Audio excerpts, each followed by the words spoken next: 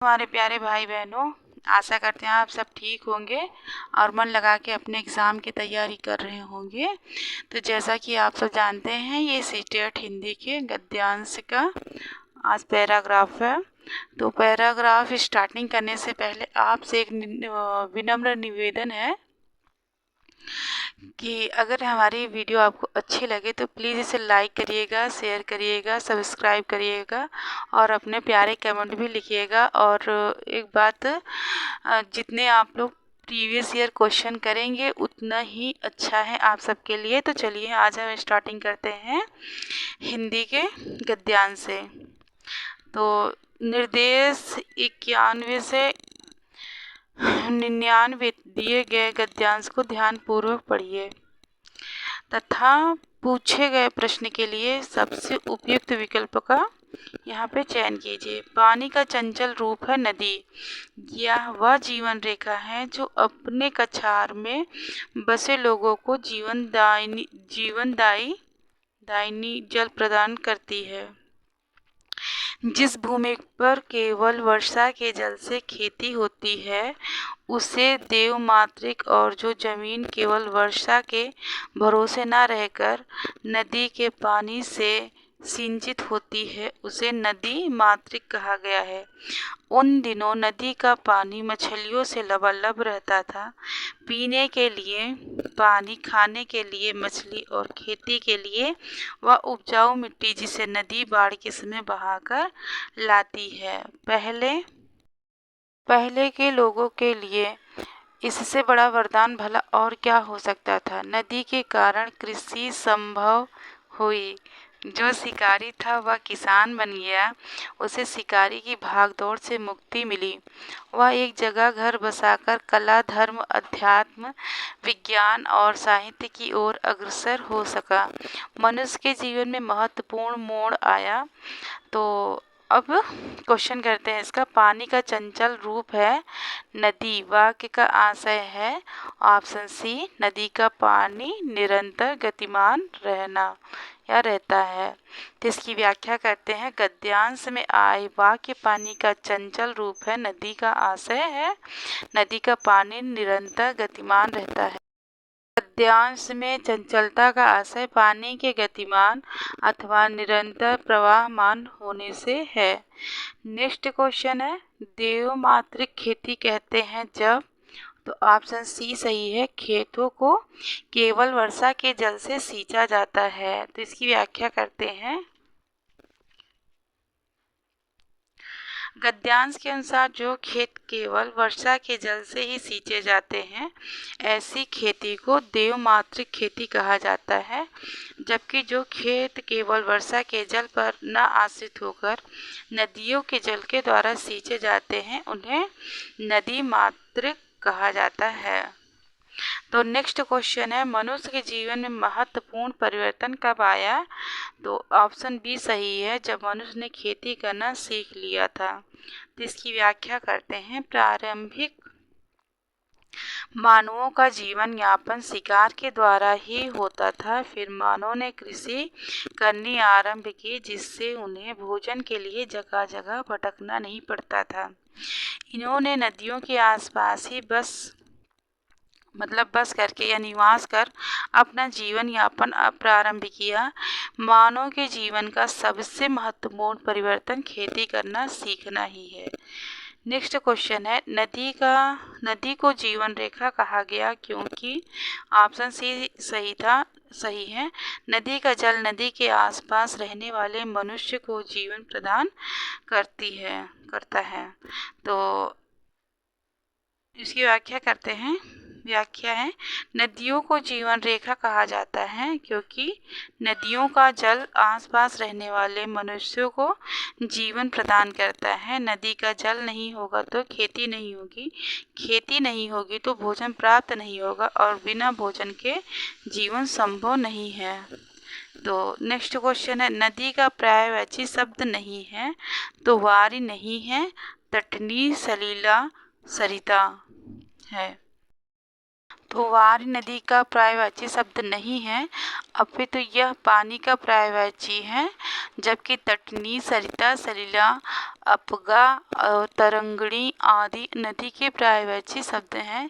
जल, वारी, नीर, सलील, अम्बु आदि पानी के पर्यायवाची शब्द हैं। समूह से भिन्न शब्द है सिंचित, सींचना, सीखना, सिलना। तो इसकी व्याख्या करते हैं। प्रश्नगत विकल्पों में सिंचित शब्द तुकांत की दृष्टि से भिन्न है, जबकि सींचना, सिलना एवं सीखना तीनों शब्द एक ही तुक में है। इसके अतिरिक्त इन तीनों में ना प्रत्यय का प्रयोग हुआ है। नेक्स्ट क्वेश्चन है, नदी तट पर बसने का सबसे बड़ा आकर्षण था। ऑप्शन डी सही है, नदी में मछलियों की बहुलता से उपलब्धि। इसकी व्याख्या करते हैं। गद्यांश के अनुसार प्रारंभ में मनुष्य के नदियों के तट पर बसने का सबसे बड़ा आकर्षण पर्याप्त मात्रा में मछलियों की उपलब्धता थी। बाद में जब मानव ने कृषि करना सीखा तो नदियों के किनारे ही वह खेती करने लगा, जिसमें सबसे बड़ा सहयोग नदी के जल का था। डैश के कारण कृषि संभव हुई। तो ऑप्शन डी सही है, नदी।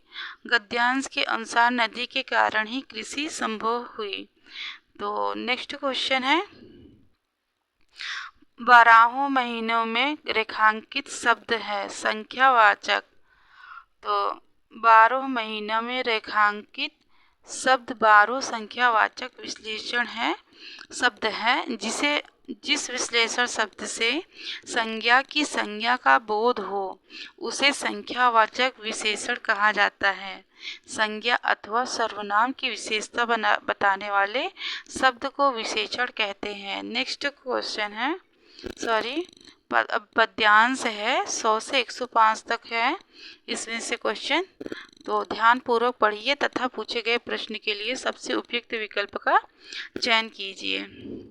यह धरती कितना देती है धरती माता, कितना देती हैं अपने प्यारे पुत्रों को, नहीं समझ पाया था मैं उसके महत्व को, बचपन में निस्वार्थ लोभवश जय पैसे बेकार, रत्न प्रसवनी है वसुधा, अब समझ सका हूँ। इसमें सच्ची समता के दाने बोने हैं, इसमें जन की क्षमता के दाने बोने हैं, इसमें मानो ममता के दाने बोने हैं, जिससे उगल सके फिर धूल सुनहली फसलें मानवता की, जीवन श्रम से हंसे दिशाएं, हम जैसा बोएंगे वैसा ही पाएंगे।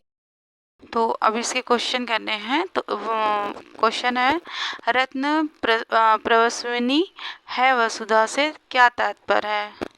प्रसविनी से क्या तात्पर्य है? तो ऑप्शन डी सही है, धरती में बहुत सारे खनिज पदार्थ हैं। तो इसकी व्याख्या करते हैं। पद्यांश के अनुसार रत्न प्रसवनी है वसुधा पंक्ति का तात्पर्य है धरती में बहुत सारे खनिज पदार्थ हैं। उपयुक्त काव्य पंक्तियों के रचनाकार सुमित्रा नंदन पंत हैं। इस कविता में कवि ने धरती माता का चित्रण किया है। नेक्स्ट क्वेश्चन है, हम जैसा बोएंगे वैसा ही पाएंगे का निहितार्थ है। ऑप्शन सी, सद्भाव से रहना होगा। निहितार्थ मतलब आशय है। तो उपयुक्त काव्यगत पंक्तियां हम जैसा बोएंगे वैसा ही पाएंगे का तात्पर्य है कि हमें सद्भाव से रहना होगा, क्योंकि आप जिससे जैसा व्यवहार करोगे बदले में भी वैसा ही प्राप्त होगा। अर्थात अगर आप बबूल बोएंगे तो बबूल प्राप्त होगा, और अगर आप गुलाब बोएंगे तो गुलाब प्राप्त होगा। तो नेक्स्ट क्वेश्चन है, हमें मानव मात्र से प्रेम करना चाहिए। यह भाव कविता के किस पद से प्रेषित हो रहा है? ऑप्शन बी सही है, मानव ममता से। तो इसका व्याख्या करते हैं। उपयुक्त पद्यांश से हमें मानव मात्र से प्रेम करना चाहिए। यह भाव कविता के मानव ममता पद से प्रेषित हो रहा है। नेक्स्ट क्वेश्चन है, समाज में किस गुण की उपस्थिति को महत्व नहीं दिया गया है? तो ऑप्शन डी है, वसुधा। तो इसकी व्याख्या करते हैं। समाज में वसुधा के गुणों की उपस्थिति को महत्व नहीं दिया गया है, जबकि समता, ममता एवं मानवता जैसे गुणों की बातें करते सभी दिख जाएंगे। नेक्स्ट क्वेश्चन है, धरती का पर्यायवाची शब्द नहीं है। ऑप्शन डी होगा मोदनी। तो मोदनी शब्द धरती का पर्यायवाची शब्द नहीं है, जबकि अवनी, मही एवं धरा, धरती शब्द पृथ्वी के पर्यायवाची शब्द हैं। नेक्स्ट क्वेश्चन है, विशेषण विशेष्य का उदाहरण है। ऑप्शन बी सही है, सुनहली फसलें। तो इसकी व्याख्या करते हैं। सुनहली फसलें विशेषण विशेष्य का उदाहरण हैं। यहाँ सुनहली शब्द विशेषण व फसलें विशेष्य हैं। संज्ञा अथवा सर्वनाम की विशेषता बताने वाले शब्द विशेषण कहलाते हैं तथा विशेषण जिन संज्ञा शब्द की विशेषता बताता है वह विशेष्य कहलाता है। जैसे काली गाय, यहाँ काली शब्द गाय की विशेषता बता रहा है, तो काली विशेषण व गाय विशेष्य हो गया। नेक्स्ट क्वेश्चन है, नीचे कॉलम 1A में कक्षा 6 से 8 तक के लिए भाषा की कुछ गतिविधियां दी गई हैं। उनका संबंधित भाषा शिक्षण सिद्धांत से मिलान करें, सर्वाधिक उपयुक्त विकल्प का चयन करें। तो कॉलम ए है, कॉलम बी है, तो इसको हम आंसर की से अच्छी तरीके से समझ लेते हैं। तो भाषा की गतिविधियां तथा उनका संक्षिप्त भाषा शिक्षण सिद्धांत का सही मिलान इस प्रकार है।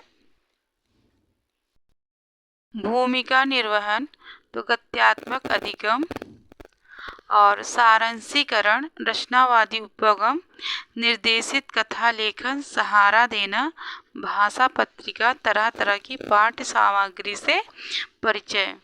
तो इसकी व्याख्या नेक्स्ट क्वेश्चन है, निम्नलिखित में से कौन सा भाषा अधिगम के रचनावादी उपगम का उदाहरण है।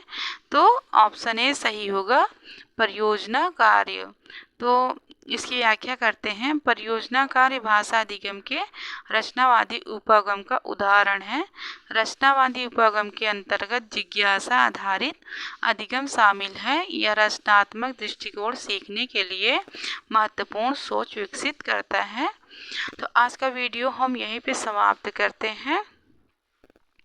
और अगर ये वीडियो आपको अच्छी लगे तो मेरी वीडियो को आप लोग लाइक करिएगा और शेयर करिएगा, कमेंट करिएगा, और कोई सुझाव हो फिर भी आप बताइएगा। तो मिलते हैं आपसे नेक्स्ट वीडियो में, तब तक के लिए धन्यवाद।